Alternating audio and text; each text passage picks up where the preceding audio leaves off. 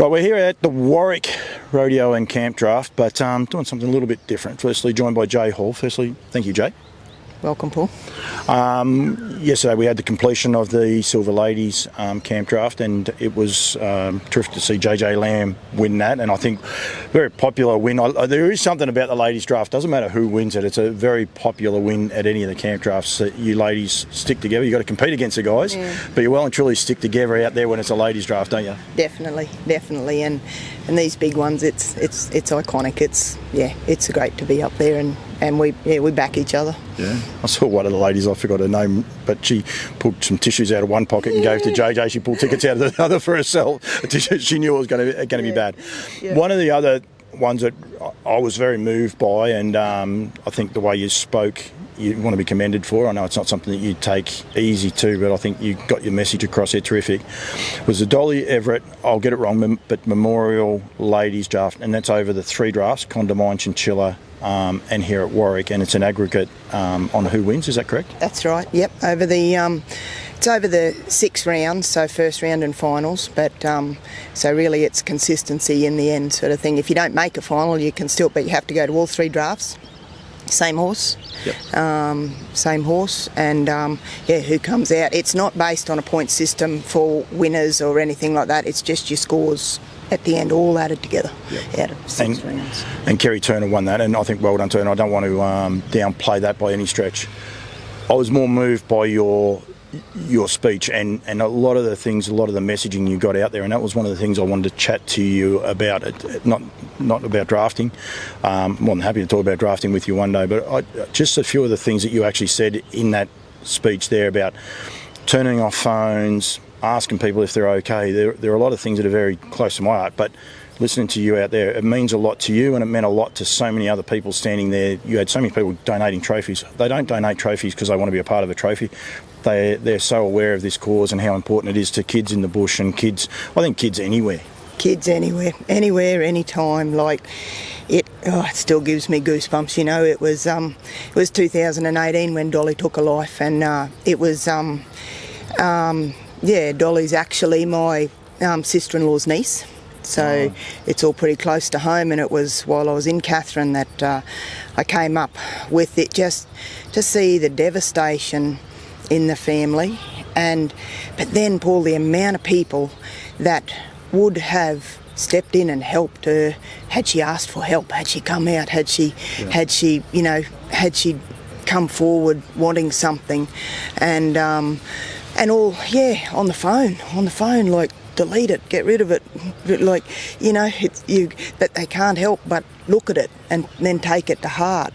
I think that was one of the things you said, and you did the same in that speech. Delete. Yeah. And it is so simple. People might find this funny, like my business is social media, yet I don't do social media. I want people to watch what I do, but I want the positive sides of things, not the toxic comments and things like that. Delete and block, they're 2 great buttons, aren't they? They are, and they're just not used enough, and obviously, and to be able, if you can't go, if kids can't, sometimes you can't talk to your parents, but especially in this community, and that's why it was up there at Katherine in that week before Dolly's funeral that I was there, that I actually came up with this. I actually rang Jeff Grant from up there while I was there. I said, I want to get something started. I want it in our community.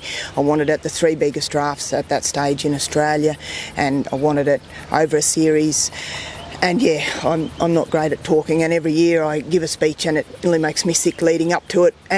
And even yesterday, like I said, I nearly say the same things each time, but like we get complacent in this now. We get lazy. We get on our phones. The kids are just doing something. Get the phone off and go outside, kick a football, make some time, give our time to them. I'm an outsider. I know enough of you guys now to be dangerous, I suppose, and ask questions. But I liken it, and here, Chinchilla, I haven't been to Condamine, they are a big village, and it says, the rule is, it says it takes a village to raise a child, and things along those lines. And that was when you said that, and then I'm here saying how great a lifestyle this camp drafting world is, this outback world is, and I think it is. Yet Dolly's affected so many people. I've never knew her, but everyone knows what it's about, the blue, the colour and things along those lines. And it is so important that we don't get complacent. Just because it takes a village to raise a kid, make sure the kids here are happy. Make sure that they're on the right track. Yeah, definitely. It's home's got to be a happy place. Home's got to be a place where they can always come to, I feel. And but then here also, but don't just leave it up to someone else to raise them. No. Like, be a part of it. But Dolly's favourite colour was blue, and she loved butterflies. And like I've always said, anyone who gives, you can give anything big, you can give it small. There's people who give money, I don't care what it is, but it's not a self-promotion. We're in this to get the word out there, and the time and effort that go, like you saw yesterday, there was barely anything there that didn't have blue on it or a butterfly, and they all want to be a part of it. And the women that ride it in these drafts, so many of them come to me and say, they love riding for the series, for the Dolly series, just to be part of it and keep getting the word out there. I'm not promoting myself. You say about give. Share this video so that people understand that it does affect kids. How old was she? She was 15? 14 when she took her life. Like, I've got a 19-year-old daughter. You've got daughters. A lot of us have got daughters. It's so hard to imagine, and yet then I probably think about my daughter from time to time, and she probably was times where she was having a hard time. Thankfully, I'm lucky, and so many people here are, but I think we need to be aware that, at an age of 14 where she should be just having fun. The biggest responsibility really should be do the homework and make their bed, really, shouldn't it? But they obviously taking on so much more, and that's where I think, be heavy on the delete button on the phones. Yeah. And don't, I don't know, I hate closed doors. I hate closed doors in houses. I hate closed doors. I'm always getting in trouble for leaving the door of the high-rise open, but I feel like behind closed doors there's secrets or there's things that are happening. Have the doors open. Take them off the hinges if you got to, of their bedrooms. Take them off the hinges. Take the door off the room. There's a lot of kids here would be listening to this. Hopefully there is. And they would be saying, no, Jay, we want our door. We need our privacy. We need our privacy. But you don't need to hide anything either. Like, that's the reality of it. And if you are one of those people that are hiding things, maybe, if you're old enough, stop and check yourself and say, come and see you. Come and see anyone that you can trust in the campdraft world. Yeah. Look, that's what I've always said. You mightn't be able to talk to mum and dad, but there's always somebody that you can talk to that'll make things better. That can help you. And I mean, you can still have. I'm the biggest one that needs a bit of my own space, needs a bit of quiet time, but you can always do that without hiding anything, I feel.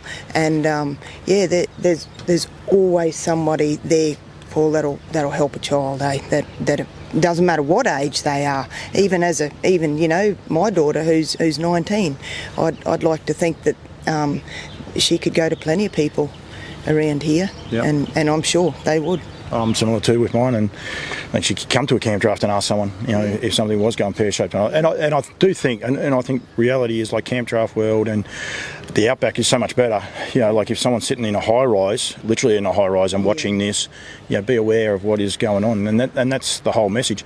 And any kids out there, like I've had me demons over the journeys and things like that, and I'll be probably buffeted enough not to need help. Thinking I didn't need help. Got a couple of mates that needed me.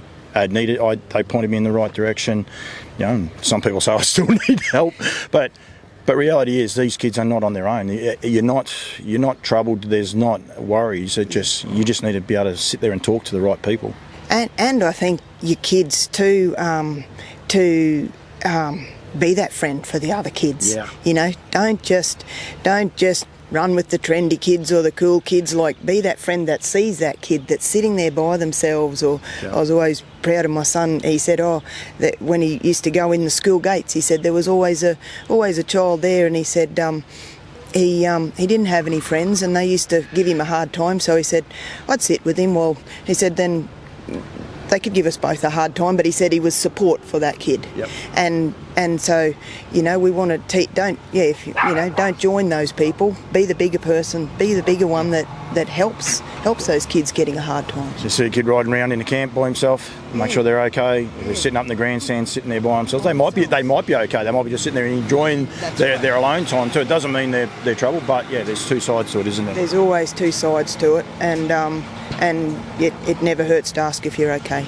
I think it was Yesterday was magic. You say you go on about the same things over and over again, but sometimes that's what it takes, repetitive and over again, so people are aware of it and get the message out there. And I was very moved by what you were saying out there, and that's when I decided, well, we need to get this message, keep trying to grow this message, get more people that have perhaps got platforms like mine that can continue to get it out there as well, and the campdraft community as well. Yeah, and this is what it's all about, Paul. If it helps one person in the stands over there or one parent, and here it is, this is exactly what I want this series to do, to be talk about it. Where it wasn't before. Suicide, people had trouble saying suicide, and not that we want to glorify it in any way whatsoever, any way for teen, for adult, for anything, but be able to talk about it. And so if that's what my Dolly series is doing, well, we're on the right track. And be aware too, it is about Dolly, it is about young kids. I saw a terrible stat, I think, and one man takes his own life once a week here in Australia alone. And there's a reel going out. I saw it last night, came across my feed, and it's powerful. There's so many footballers and things along those lines that do it. So we need to make sure that people are aware of that this is a serious issue. Yeah. And let's try and help these people. Don't let them leave us. Definitely, and that's why I say with this, I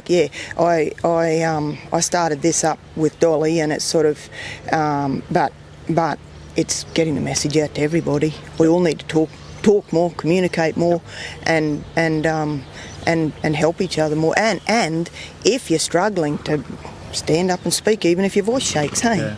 Oh, exactly. Well, you were shaking yesterday. Yeah. You were shaking when we started this. You relax a little bit more now, but you're not, it's not natural. And people might sit there, it's easy for you guys to say. This is not easy for you. I know, because I think the last interview I did with you was 5 years ago, and you weren't even that comfortable with that one. It's not easy, and I apologise in advance over there. I say to people, I get bossy. I give lots of orders. I've got them all marching, but I want it to be right and I want it to be good, and I do. I get nervous about it all, and I've got my notes scribbled on the back of the program here. It's not printed out or anything, but it's just it's just something there.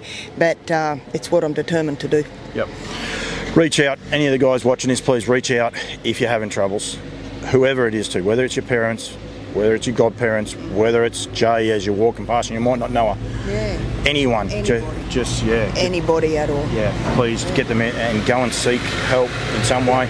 Well, there's actually Kate, Dolly's mum, messaged me last night, and she said they now actually have up a helpline 13 Dolly, so that you can ring. Yep, good. I'll put that on the captions below as well. So that's actually pretty cool for the kids. It's easy to remember, 13 Dolly, so they'll work out how to do it. If you're the older people, will be like, how do you write a DOL? But the kids will know exactly how to do it. They'll know how to put it in. Yep. Yeah. Jay, thank you. Well done. Continue to grow it. I'll be back next year, so I'm going to help you from the start, get the message out there. I think sometimes we're reactive. Got to be proactive, make sure everyone knows what the ladies are out there doing for them. We'll do another one of these. It'll be rinse and repeat, but if we touch one person, so be it, and we'll continue to do it. And I challenge any of the other guys in the social media field, have a talk to Jay or get the message out there. Just please keep getting the message out there so we can save some of these kids. Yep, definitely. Thank you for giving me your time. Yeah, my time anytime. Thanks, Jay. Thank you.